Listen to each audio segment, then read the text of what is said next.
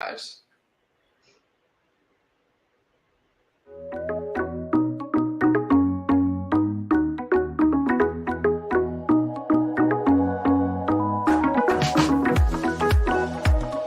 You are listening to Come As You Are, the podcast. My name is Tyler, and I am joined by my two friends, Amanda and Stephanie. We are a trio of coaches coming together to explore life's biggest topics. Each episode, we hold true to our name, Come As You Are, by showing up and going live. Whatever we bring to the table that week is what we talk about. No scripts, no planning, just real and raw conversations. And audience participation is always encouraged. Our mission is to create a space where vulnerability and authenticity take center stage, and we believe in the power of deep conversations and soulful connections. So welcome to the show. We're happy that you're here, and we invite you now to just sit back, relax, and enjoy today's conversation. Hello. Hi. Hi. I was frantically, as the intro was going, I was like sharing it to my social media page because, like, why not? But it's so funny because we're getting so good at like going live, y'all. Like, we come in and I was like 2 minutes before I was like, oh, we're not actually set up. We don't have like the channels connected or anything like that. And like there was no fear today. There was no like panic. There was no like, oh my gosh. It was just like, well, I'm just gonna open this up and do the thing and da da da da da. We're getting real good at this. That's exciting. Yeah, yay for us. Yes, and I think that's really like a testament to what truly happens when you just come as you are, right? When you just show up for it and allow things to happen and don't get so caught up in the, oh my gosh, we didn't have this and we didn't do that. And like, I know for me, I was like really stretching my time today. I showed up like a few minutes before we started and I was like, okay, well, here I am. Like, we're just going to make it work. I know, no matter what. So I think that, yeah, that's so much of, and how fitting I feel like, as we say, come as you are truly is, in not just showing up live, but also in life in general. I think it's so important. I can just tune into that because I'm also really showing up as I am today. So I need to give a disclaimer for everyone. I have a bit of a cough, so I'm gonna mute myself a lot to not bother you with that. But yeah, I thought no, I'm still gonna show up. I still want to have a juicy conversation with you too, which all of our conversations are, right? Like we cannot not have a great conversation together. I too am coming as we are today. Like I am a week away from my surgery, and which is really exciting. And so I've been on this like pre-op diet, which sucks. And I was telling Stephanie before the show, like, no energy today, like no, just feeling kind of like I like disconnected a little bit, but also really connected to my body. So it's like a really weird experience, but I'm very much like here, just here. Like just trying to be here. And, I think when Amanda first started talking about this idea of like, come as you are and how we just so should do this in life. Like I've been thinking about this a lot recently as far as like business goes. And, they like so many people want to succeed, and yet they're so afraid to just show up for success, because they think they have this like belief that like success looks a certain way. And what I've like started to like observe with all of the clients I've been working with is like success happens when you just show up, when you allow yourself to just be present and just take the imperfect action. Like this morning, like we took a lot of imperfect action. I was like, oh crap, got to do this, got to do that. Like, I mean, it was not planned out. Like there were, but it was very imperfect. And I don't know. There's just something to me very like juicy about this topic of imperfection. And like, what would our world look like if we allowed ourselves to just embrace our imperfections versus trying to polish everything to be perfect? And here we go again. And welcome to the show. It only took us 5 minutes. It's a record. Actually, probably not. No, Actually, I don't think it's so. taken us so long. We're slow today. But I think this is really a powerful question, right? And often something we should be asking ourselves, because we are often striving for this idea of something, right? Like, and oftentimes it is something. Oh my goodness, how many times can I say often?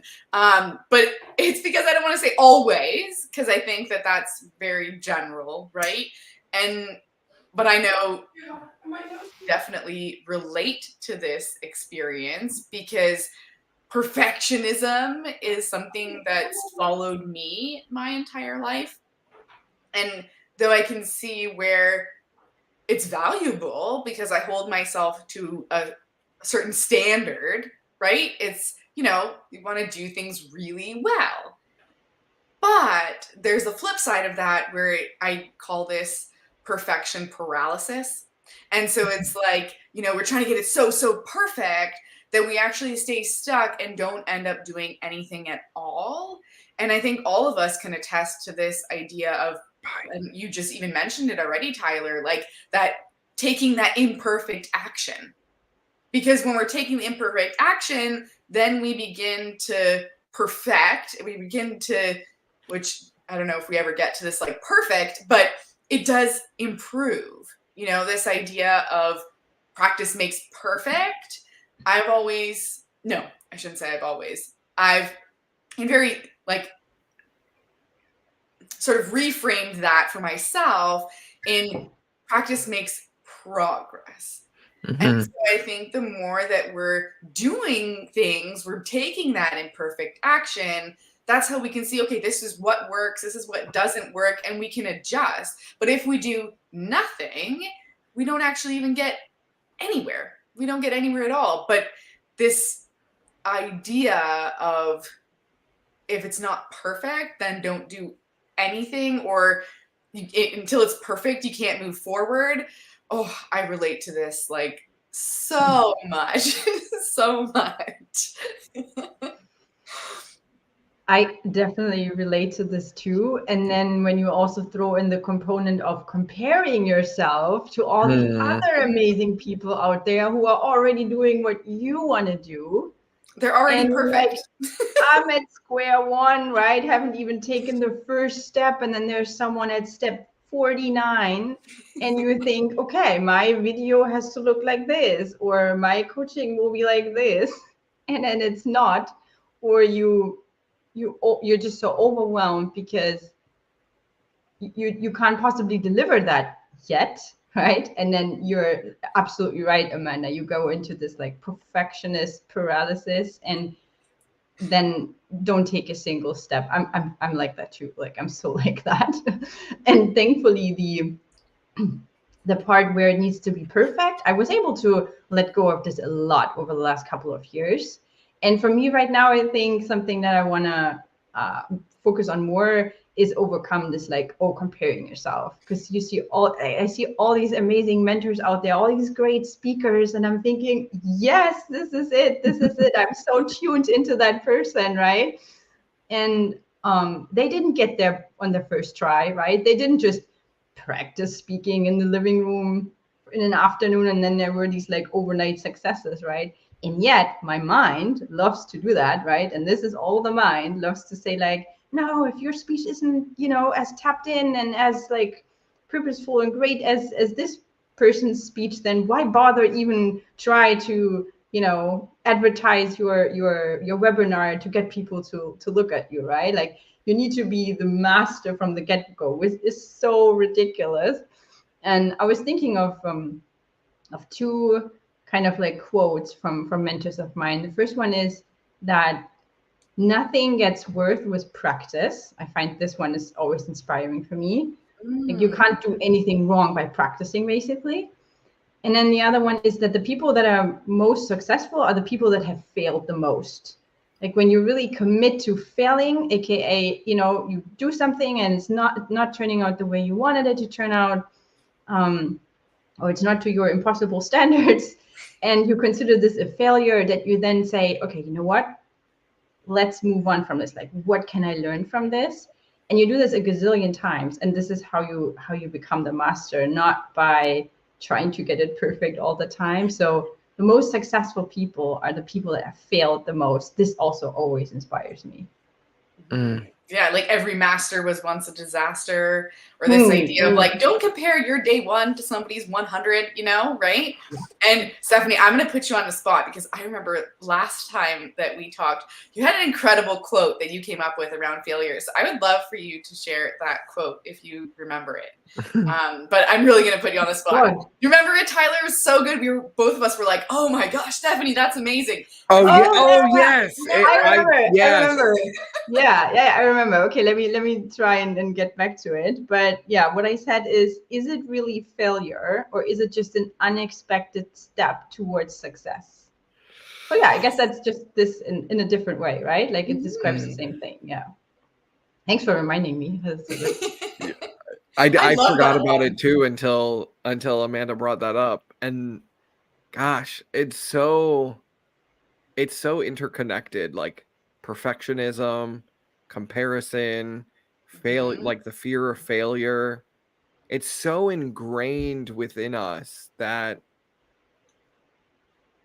we have to perform in a certain way, or show up in a certain way, or be a certain way, and have it figured out on like day one, And I look back on my coaching journey, which is now in the 5th year, which is insane that I've been in this world for 5 years, learning and growing. And I just go, holy moly, I've learned so much, and I've polished my craft so much over the last 5 years. And that all happened because, and I'm saying this for the three of us, because we've all done this to, in our own ways. We've gotten here because we've allowed ourselves to take that imperfect action, to show up and make progress over perfection. And, I think there's a lot of people who are doing this that don't actually give themselves credit for doing it, because there's a lot of entrepreneurs out there who are working really diligently on perfecting, their offers, and creating, whatever they're building. And this is not even just for entrepreneurs. I mean, this is like athletes. This is, this is anyone, professionals with big career goals. Like, I think what I'm trying to say here is, we often strive for the end result. Like, we're always reaching for the goal. We're always reaching for the destination, that we forget to enjoy the journey. And I've been doing a lot of reflection on this recently, of like, wow, this has been an incredible journey. This has been like, I have learned so much about myself and my skills and my capabilities and my strengths and my weaknesses. But if I was only focused on the end goal, I would have missed all of that. And I think that, I'm always talking about enjoying the journey, finding the joy in the journey, because that's the whole reason why we're here. At least for me, it's like I'm here because I want to have fun doing the things that I love to do. And I've always led with this belief that if you follow your passion, the profits will come. And I say will come. I don't say They will come in 1 year, or they will come in 5 years, or they will come in 10 years. But I do believe that if you allow yourself to open up to the things that you're passionate about and pursue those and work on those and grow your skills and, be mindful of the journey, and that, to me, that's abundance. To me, that is like, that's how we tap into that bigger source of the universe, is when we allow ourselves to let go of all of the expectations and we just jump in and enjoy the journey. Yeah. For me too, I think the fear of failure gets its time in the spotlight, right? This comes up all the time. However, as you were sharing, Tyler, what was also coming up for me was the fear of success. And I think that when we talk about perfectionism, because truly perfectionism is just a really fancy way of procrastinating, though it doesn't look that way, but like the root of it is some kind of like, but it's like, no, like I'm just going to make it so perfect, you're procrastinating. So I think in that sense, we also can look at, yes, this fear of failure. And like I said, it gets its time in the spotlight, right? But what's, I believe, is overlooked is this fear of success. And sometimes all of the things that we do to avoid that, and maybe in some of that it is like that self-sabotage, right, of maybe not pursuing the passion or not making the phone call. And yes, maybe there is getting out of the comfort zone and there is this fear of failure, but I also think what goes hand in hand with that is also this fear of success that isn't talked about as much. I'm curious, Amanda, how do you define like fear of success? What does that look like? Yeah. So I think how I would look at this is that we have a great opportunity and we do things to sabotage that from happening, right? Like maybe we've gotten a really great job offer and then it's, oh, but this, and oh, but I'm not good enough, or oh, but you've got the job offer. You are good enough. They want you to take the job. And so we start coming up with all these reasons or doing all of these things to maybe avoid calling the manager or, whoever the person hiring is, to accept the job. And then it's like we're finding all these excuses to not actually pursue something that's right in front of us. That's kind of, yeah, what an initial like just example. And I'm sure as we continue to discuss, I'll probably think of some other things. But to kind of put it into an example, that's sort of what I think of first. What about you guys? Can I propose one more question? Because as you were just talking about fear of success, I thought about, is fear of success almost the same as fear of failure? Meaning that, like, and I don't know exactly what I'm saying here, but like this idea of like fear of success means, oh my gosh, I'm gonna grow, I'm gonna up level my life. I don't know if I can handle that. And then fear of failure is kind of like, why I don't want to do something and then not be good at it. To me, there's a very similar element to that, where it all kind of comes back to like, I don't think I'm good enough. If I pursue it and I fail, then then that shows me that I'm not good enough. And then, but it's that, on the flip side, it's that fear of success, which is like, can I really do this? Can I really succeed? it's still kind of all kind of centers around that I am not enough, or I am not good enough, or like I really think it comes back to like self-worth. I don't know. That Doesn't was it just always? yeah, it does. Yeah. Yeah. It's Yeah, like no, definitely always does. But yeah, no, I can definitely see like there's connections for sure. And I for some people, I think seeing something initially as I'm just going to fail or I might actually succeed and what that might look like. I was just thinking about like applying this to myself. Like, what am I, going there, and what are the things that I'm telling myself that are not really true, but fear is bringing it up. I remember when I first stumbled upon me having a fear of success, that it was about me connecting success with something that wasn't good. And that was, first of all, feeling overwhelmed, and I was already like so workaholic, worked up over everything. So having something else that will give me more work was like no go. My system couldn't take that.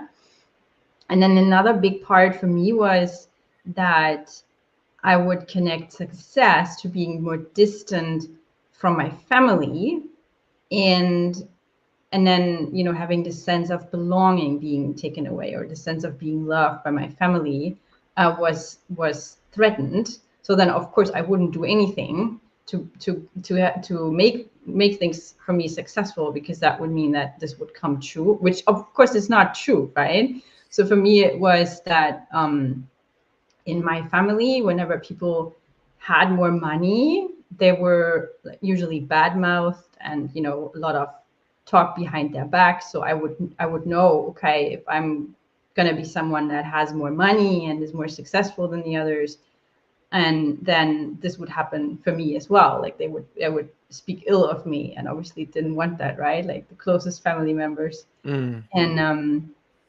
And the other aspect of that was, or a huge part of this is also, when it comes to success, in this world, we always equate success with how much money are you making, right? And then with the money piece, having all these beliefs that were not helping me, all these limiting beliefs around money, that money is evil, money is bad, right? When you have money, people won't like you, and all this stuff. So that was also attached to this. So I think you're so right, Tyler. It is the same thing then with fear of failure, or it is always gnawing at the same stuff. These like, am I being loved? Am I safe?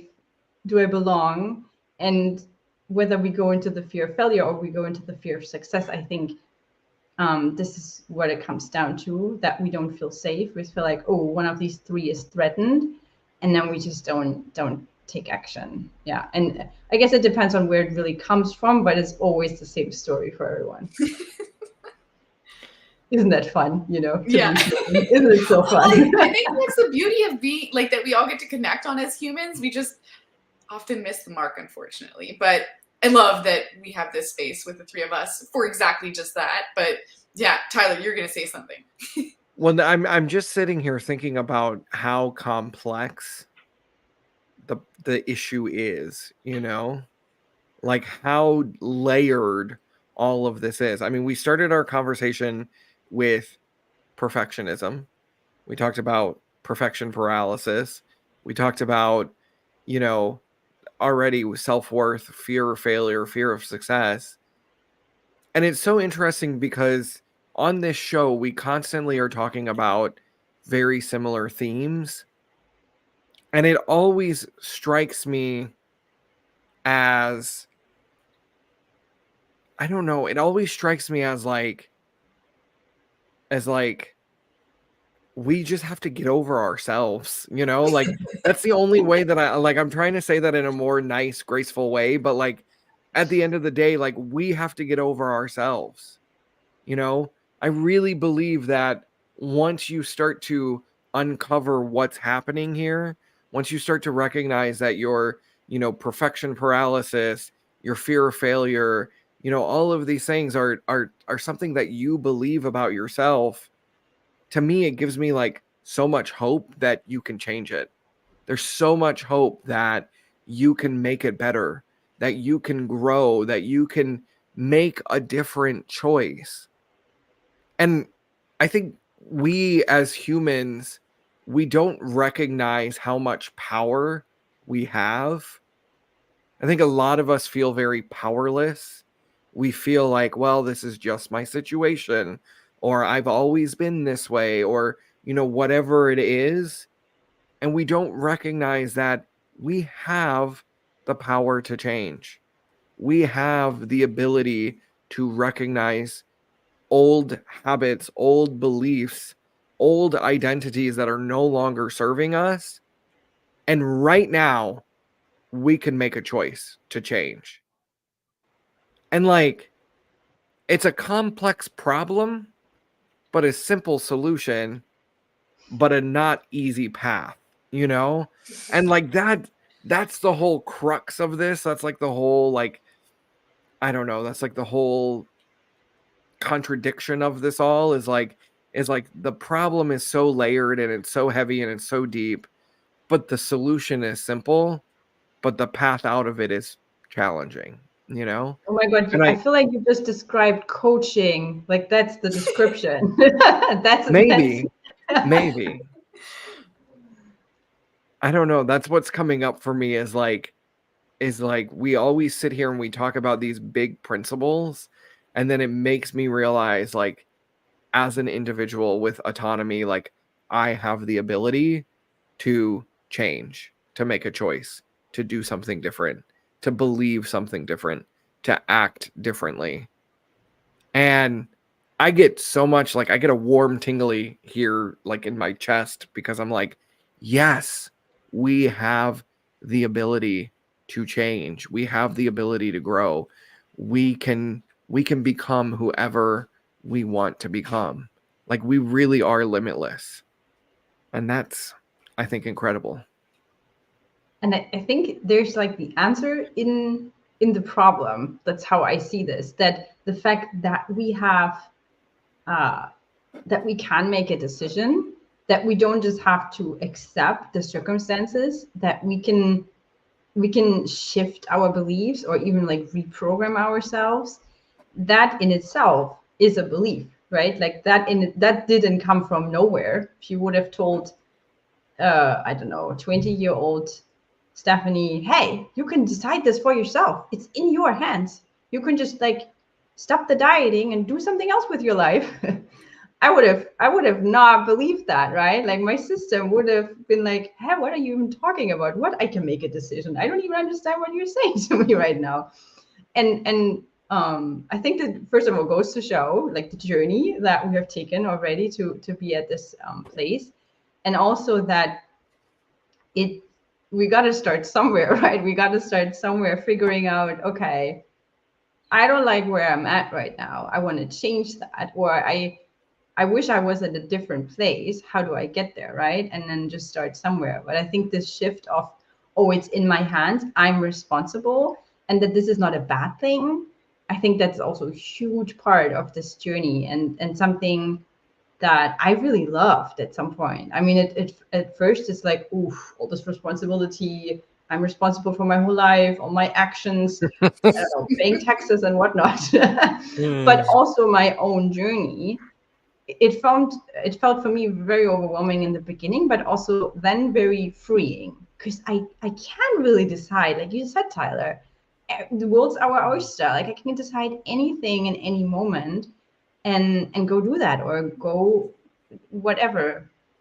But it takes us to first open up to not understand to believe that we can, that it's actually our choice. And I would say that, yeah, in itself is a belief that you may want to shift first before you can embody that.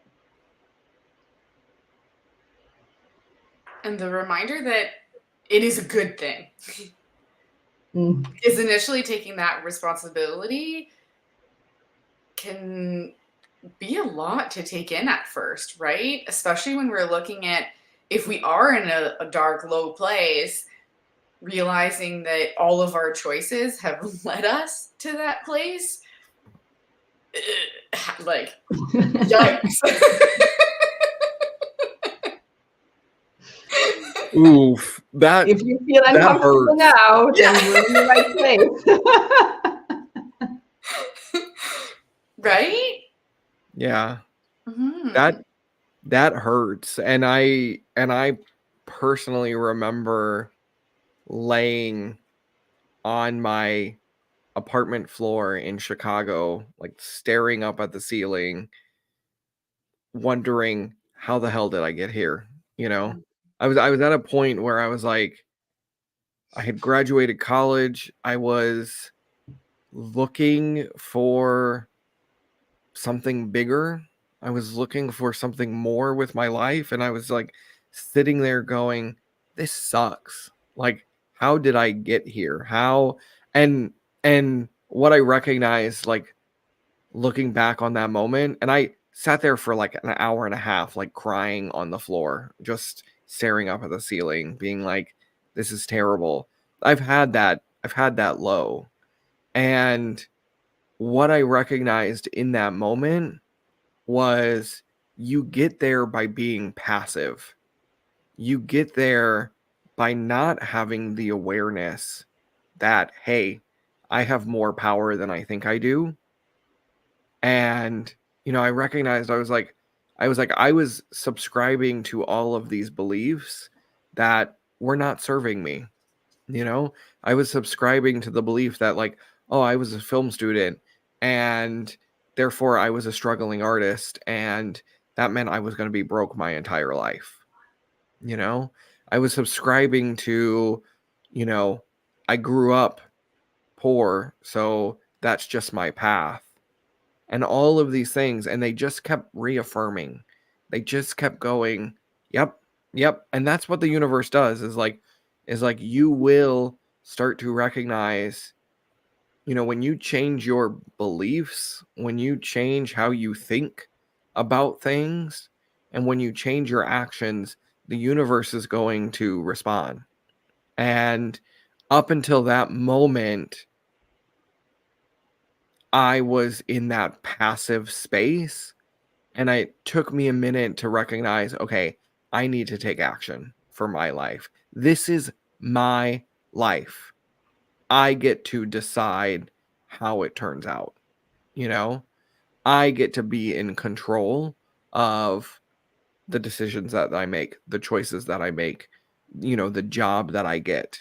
And it was interesting because, like, I had just gotten turned down from like a great job, and it was perfect. It was like a production assistant job in a documentary film company, and like it was like the perfect entry level, like postgraduate job.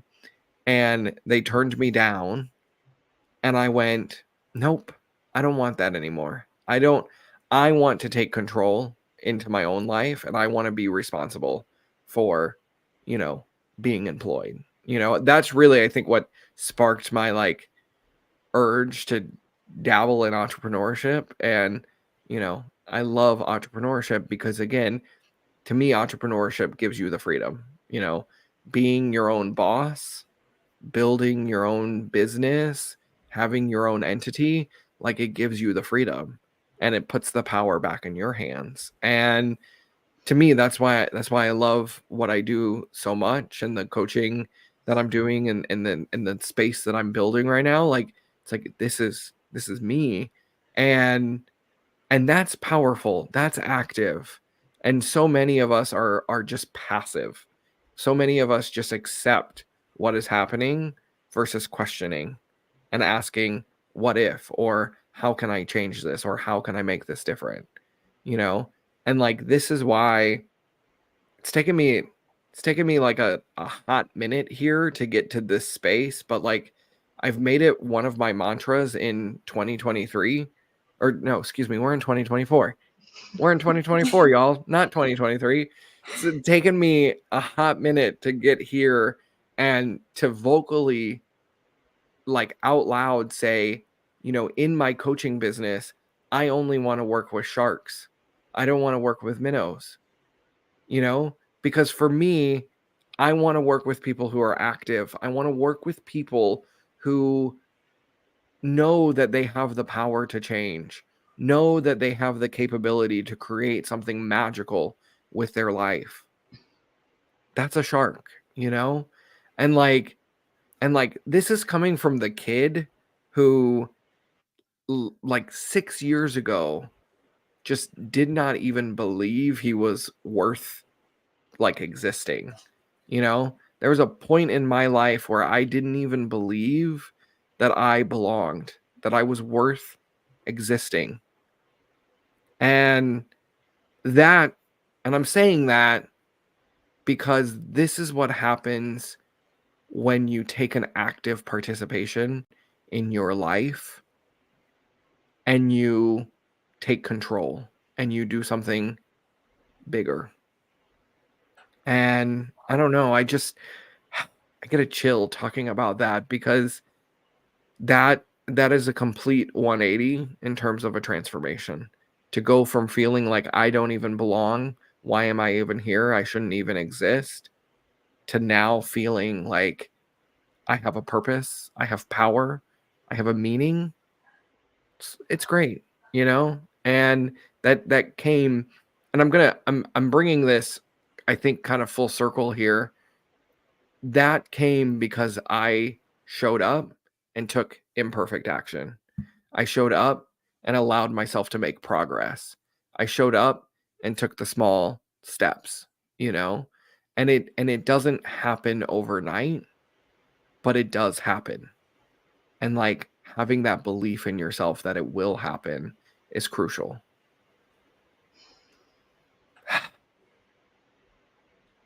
You have the warm and fuzzies.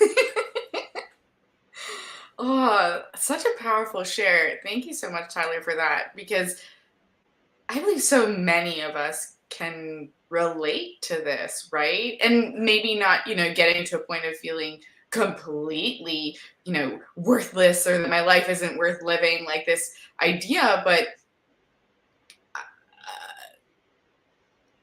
I think we can all relate to being in a low place at some point in our lives. And for me, definitely is my teenage years. And that's, again, taking from that, and that pain has turned into this power for me too, right? That's my inspiration. That's why I do what I do. And that's why my belief and, the strength that I have in my mission of every young person having a coach is so strong, and why every day I show up for that, because I believe so strongly in it from my experiences as a teenager. And that was probably would have been the lowest of lows in my life. And so I think when we can find that the purpose of anything, right? Any of those challenges or the deepest, darkest moments, and we can turn them into something inspiring and purposeful, more things start making sense. And then it feels like, oh, okay, so all of these things and life is really happening for me and not to me. We step out of that passive victimhood and transform into this place of, I have choice. I can live whatever the life is that I choose or that I want to live. And I can be an active participant. I can, we talk so much about this conscious creation, right? And we can lean into that. And so also just want to say, in case anyone is listening and you are in a low place, or like there's no need to beat yourself up or feel guilty about that, or feeling like, oh, well, I've just taken, such a passive role in my life. Now everything just sucks, right? Like all it takes is a decision, and all it takes is a choice. And stressing, I think, this journey, that it isn't just, okay, I make one decision, and yes, one decision can change your entire life, but it's, okay, I showed up to take imperfect action today, and what can I do tomorrow to do the same, right? And continuing to make the decision in a different direction, it's hard work. And sometimes you might fall back into old patterns, and that's okay too. That's part of the process. But as long as we have this in our mind, reminder, or this thought or belief, however you want to frame it, but just looking to the possibility of something greater, of something better, of something, you know, of limitless possibilities. And those possibilities could look like truly anything. I don't know. Those are my thoughts. What you two shared are just like, it's so warm and fuzzy in my heart right now. And it's like this, this is the stuff that everyone should watch when they're having a bad day to lift Yeah. themselves up. Like that, you're finished with like limitless possibilities. I mean, that sounds so good. It's so delicious. Give me a slice of that.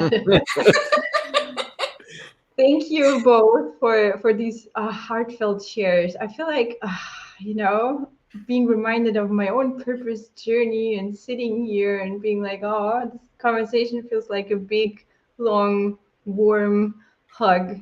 And I don't want it to end, but I think this was like so beautiful, coming full circle. What you just shared, Amanda, with what Tyler mentioned in the beginning of like, the path is you're going to struggle on your path of personal development, and it might look like an elegant, easy solution, but then walking your talk, walking on the journey, you can struggle, and know that you are not by yourself. You're not doing this alone, and you will find incredible people on the way. The three of us are living proof. We found each other in the self-development space, in personal development space, and we wouldn't want to change anything, about it. It's messy, it's ugly. Never cried so much in my entire life, but it's also beautiful. And I guess this is just what I want to share here, as we are, I think, going towards the end here for today, is that it's yeah, just coming full circle with what Tyler shared in the beginning. It is about the journey and finding the joy in the journey, even though it can be difficult, and sometimes it looks like you're in this abyss. There's nothing you can't see. Like, even if you took one step forward, you have no idea what's about to happen. And then finding the self-trust and finding this inner knowing that it's just right. It's just, there's actually no right or wrong. It's just, this is what's meant to be. This is what's meant to be happening right now. And this is where the joy then comes from. I think that's the most beautiful thing. If we can find joy in our personal development journey, at least for me, that's like the biggest high that I can ever get. That's the happiness high. Leading with heart and passion, like that's all I have. That's it. I'm feeling so warm right now. Like, I really just feel really good after having this conversation. And I think my final thought here is, allow yourself to feel the emotions of the journey, because there's going to be highs, there's going to be lows, there's going to be extreme frustration, there's going to be overjoyed love and celebration.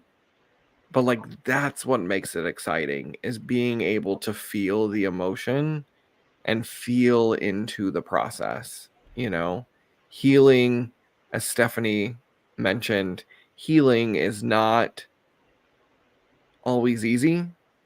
there's more times I've cried on this journey than I have probably ever in my life. But,